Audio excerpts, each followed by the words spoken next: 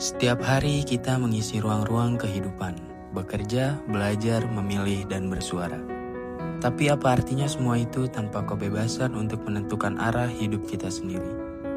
Demokrasi adalah suara kita, demokrasi adalah hak kita, dan demokrasi adalah kekuatan rakyat.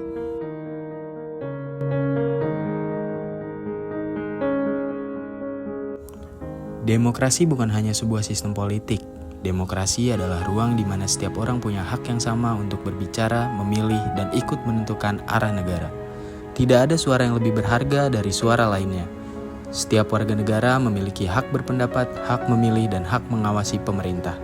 Dan semua itu menjaga keseimbangan kekuasaan agar tetap berpihak kepada rakyat. Demokrasi hanya bisa berjalan jika rakyatnya terlibat. Tidak cukup hanya memilih 5 tahun sekali, kita harus ikut berbicara, berdiskusi, mengkritik, dan mengawasi. Demokrasi hidup ketika rakyat ikut berpartisipasi.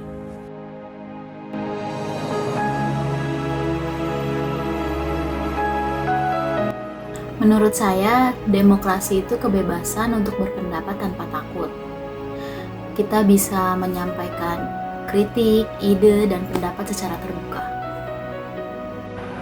Bagi saya, demokrasi itu kesempatan yang sama, semua orang punya suara yang setara bagi yang muda maupun yang tua. Demokrasi adalah kekuasaan rakyat. Rakyat yang memilih pemimpin, rakyat yang menentukan arah negara. Pemilu itu penting banget. Tanpa pemilu, rakyat tidak punya cara memilih pemimpin secara adil. Menurut saya, pemilu adalah cara rakyat berbicara. Kita memilih sesuai keyakinan, bukan karena tekanan.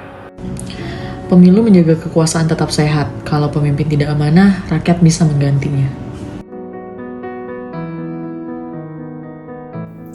Saya sangat berharap bahwa demokrasi itu bisa lebih transparan. Informasi harus jelas supaya rakyat bisa memilih dengan tepat. Harapan saya, masyarakat harus lebih sadar dan harus lebih peduli. Demokrasi hanya akan kuat jika rakyatnya aktif. Saya ingin demokrasi yang benar-benar jujur dan bersih, tidak ada manipulasi dan tidak ada intimidasi. Demokrasi bukan milik pemimpin, demokrasi milik rakyat.